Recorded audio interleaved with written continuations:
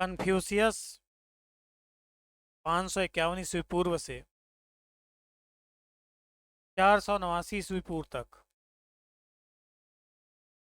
आगे बढ़ते हैं, इसको हम देखते चलेंगे।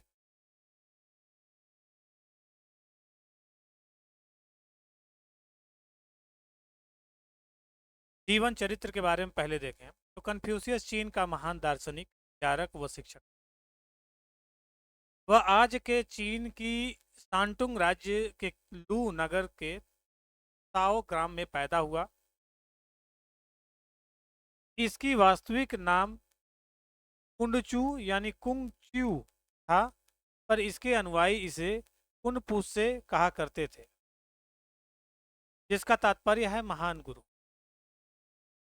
असाधारण प्रतिभा का धनी कन्फ्यूशियस 23 वर्ष की उम्र तक आते आते गुरु कहलाने लगा।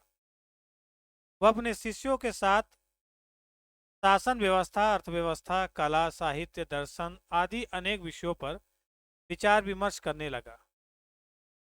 कन्फ्यूशियस कहा करता था, मुझे महात्मा या महादानी कहलाने की आकांक्षा नहीं है। मैं तो अध्ययन से कभी संतुष्ट न होने वाला एक विद्यार्थी तथा अध्यापन से कभी न थकने वाला शिक्षक हूँ। कन्फ्यूशियस भी प्लेटो की तरह एक आदर्श राज्य की स्थापना करना चाहता था, जो कि लोक कल्याण व न्याय पर आधारित हो। उसने श्रेष्ठ मनुष्य के जीवन को 3 तत्वों का संयोग बताया, जो बाद में चीनी संस्कृति के आधारभूत तत्व बने। जैन अर्थात लोक कल्याण, ई औचित्य, डी अनुष्ठान। कन्फ्यूशियस की रचना। पहला, टू चिड़ एनालिटिक्स, विविध प्रसंग। यह ऐतिहासिक दस्तावेजों का संग्रह है जिसमें राजवंशों के वृतांत व नैतिकता के उपदेश है। इसी पुस्तक में उसकी महान योजना अर्थात आदर्श व्यवस्था का वर्णन है। तीचिड़ गीत संग्रह, तीचिड़ ज्योतिष, और चौथा है छुन व क्यू वसंत व शरत काल का इतिहास।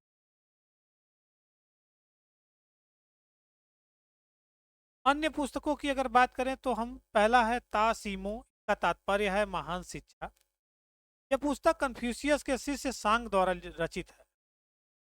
दूसरा है स्वर्णिम मार्ग, द गोल्डन मेन, कन्फ्यूशियस के पौत्र द्वारा रचित। इस पुस्तक में मध्यम मार्ग को उत्तम मार्ग बताया गया है। कन्फ्यूशियस के राजनीतिक विचारक। पहला, राज्य के दैवीय उत्पत्ति। कन्फ्यूशियस राजतंत्र व सामंतवाद का समर्थक था। उसके अनुसार 3 सर्वोच्च शक्तियां हैं, ईश्वर, राज्य तथा जनता। राजा ईश्वर द्वारा बनाए गए कानूनों को जनता पर लागू करता है, लेकिन कन्फ्यूशियस निरंकुश राजतंत्र का समर्थक नहीं था। वह शोषणकारी सामंतवाद व अत्याचारी निरंकुश तंत्र का विरोधी था। अन्यायपूर्ण राज व्यवस्था की आलोचना में वह कहता है, अन्यायपूर्ण शासन शेर से भी भयानक होता है।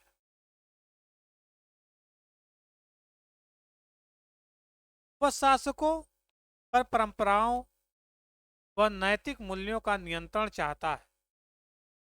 कौटिल्य की तरह वह कहा करता था कि जब राजा का आचरण उचित होगा तभी व्यवस्था ठीक होगी तथा प्रजा का आचरण भी सुधरेगा, अर्थात यथा राजा तथा प्रजा।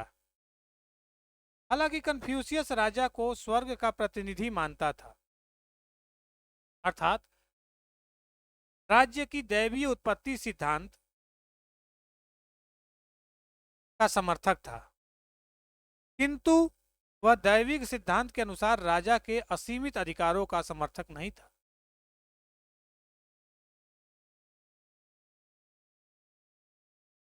कन्फ्यूशियस राज सिंहासन प्राप्ति का आधार वंशानुगत नहीं बल्कि गुणों को मानता था, जो कि तत्कालीन चीन में एक क्रांतिकारी विचार था। सशक्त केंद्रीय सत्ता का पक्षधर।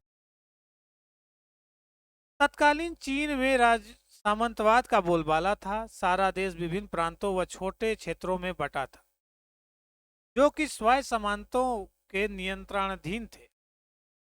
ये सामान शोषणकर्ता व भ्रष्ट थे और इन पर सर्वोच्च नियंत्रण का अभाव होने के कारण ये निरंकुश व अत्याचारी थे। अंततः कन्फ्यूशियस इन सामंतों पर नियंत्रण के लिए एक शक्तिशाली केंद्रीय व्यवस्था को आवश्यक मानता था, ताकि इनके निरंकुश व्यवहार को नियंत्रित किया जा सके तथा जनता को इसकी पार्श्विक शक्तियों से संरक्षित किया जा सके।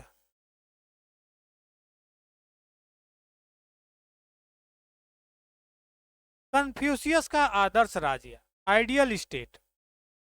आदर्श राज्य में समस्त पदाधिकारी व जनता अपने अपने स्वधर्म का पालन करेंगे। आदर्श राज्य की नींव में तीन तत्व होंगे।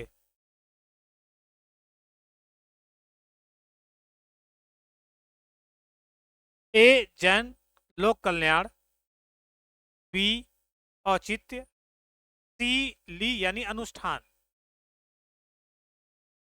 शासन को स्वधर्म का पालन व कर्तव्य पर विशेष ध्यान देना चाहिए, क्योंकि यह प्रजा के पिता तुल्य है। शासकों को 9 नियमों का पालन करना चाहिए, जिसमें चारित्रिक विकास प्रथम नियम है। व्यक्ति अपने अन्यायी राजा का विरोध कर सकता है। शासन के लिए कठोरता आवश्यक है, जैसे को तैसा वाला न्याय आवश्यक है। दुष्टता का बदला दुष्टता से लिया जाना चाहिए। इस प्रकार कन्फ्यूशियस एक आदर्शवादी व व्यवहारिक है, न कि काल्पनिक।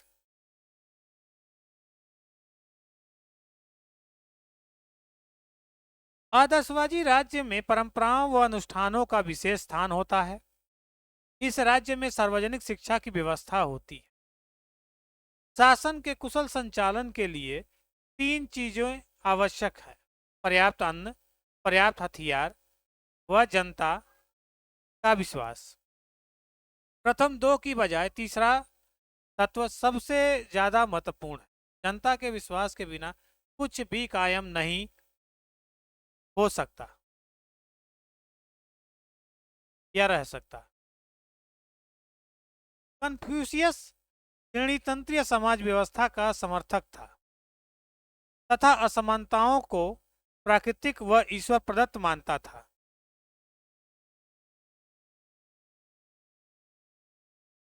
इसने परिवार व राज्य की सत्ता में कोई अंतर नहीं किया तथा कहा कि राज्य राजा के परिवार का ही विस्तृत रूप है। चौथा, कन्फ्यूशियस की शिक्षा योजना महान शिक्षा। कन्फ्यूशियस महान विचारक व दार्शनिक होने के साथ साथ महानतम शिक्षक भी था। उसके शिक्षा संबंधी विचार उसके शिष्य सांग द्वारा रचित पुस्तक तासीमो अर्थात महान शिक्षा, द गोल्डन ग्रेट लर्निंग में मिलती है।